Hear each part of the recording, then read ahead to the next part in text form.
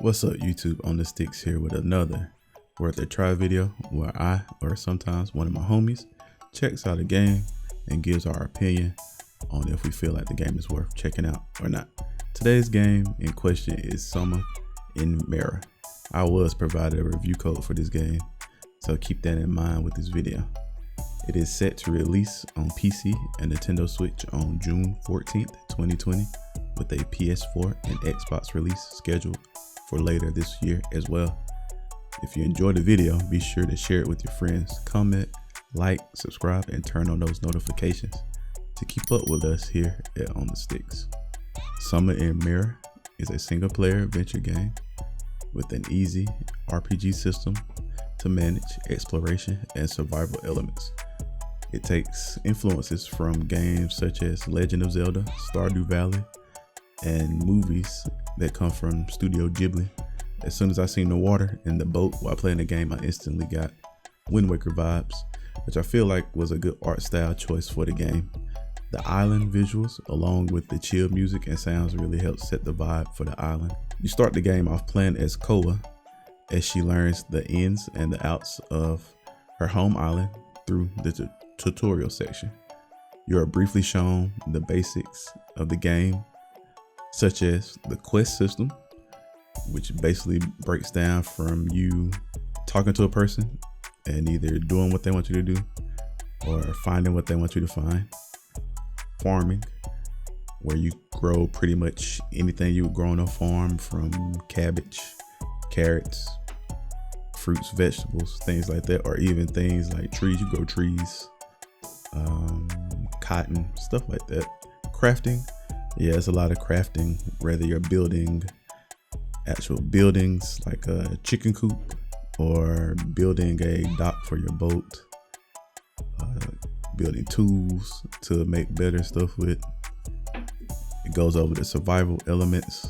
You have to make sure you stay fed and rested through eating and sleeping. If you let your stamina bar run out, you'll instantly black out and it teleport you back to either your home if you're on your home island, or to the closest inn if you're in another town. It shows you through the day-night cycle. You also have a time clock to keep up with that, and also climate and weather changes. I know the weather is important because if you use up all your well water, you have to wait until it rains for it to fill back up. So gotta be mindful not to use up all your water if you don't need to use it at the time. Fast forward a little bit and the game opens up a little bit more with you doing things around the island. This is where I feel like the quest system helps the game out.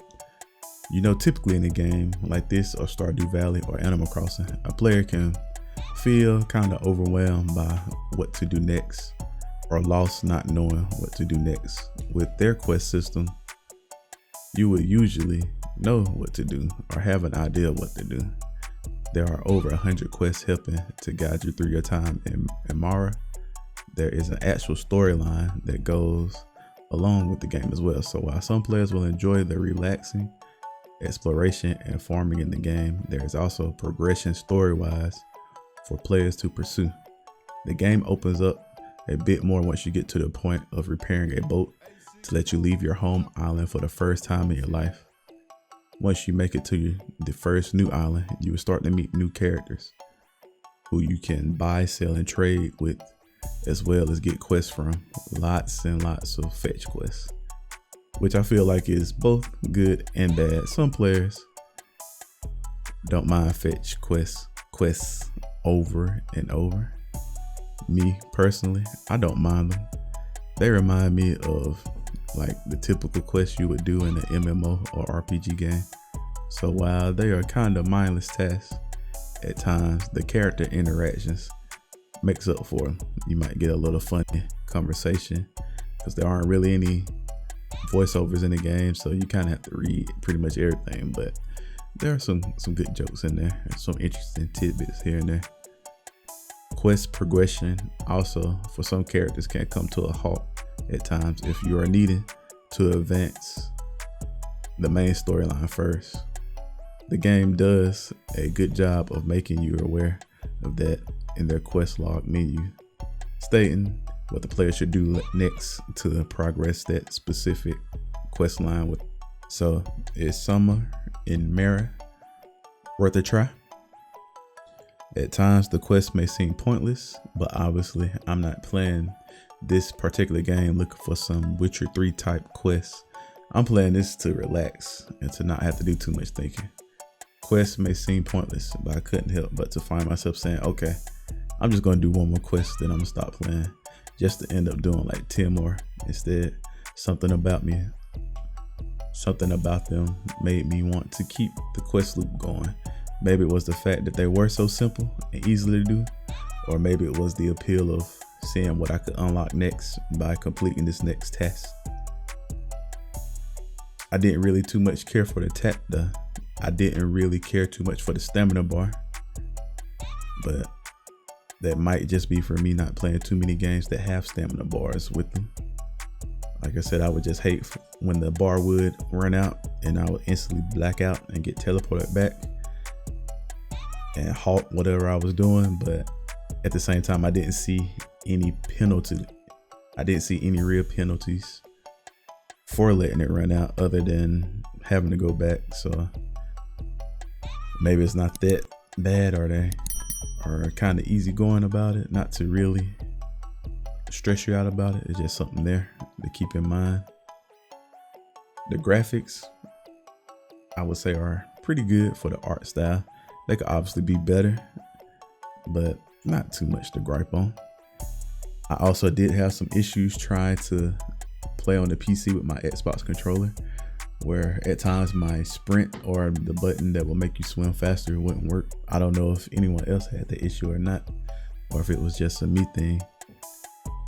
But taking all that into consideration, would I say this game is worth a try? I would say it is. If you are a fan of Stardew Valley or Animal Crossing type games, this game is worth checking out. The game comes down to the basic loop of farming and fetch quests.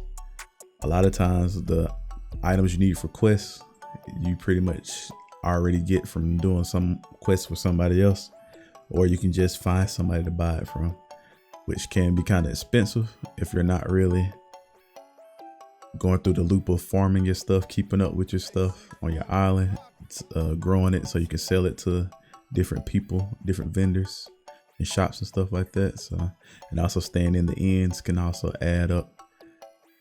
One way around that, I found you can actually sleep on your boat. That'll save you some money, so you don't really have to pay to sleep in the inn every time. But I'm thinking your character gets healed more, where more rested when they actually stay in the inn or the house compared to the boat. So all right guys, that's it for this worth a try video. If you enjoyed the video, be sure to share it with your friends, comment, like, subscribe, and turn on those notifications to keep up with us here at On the Sticks. Thanks.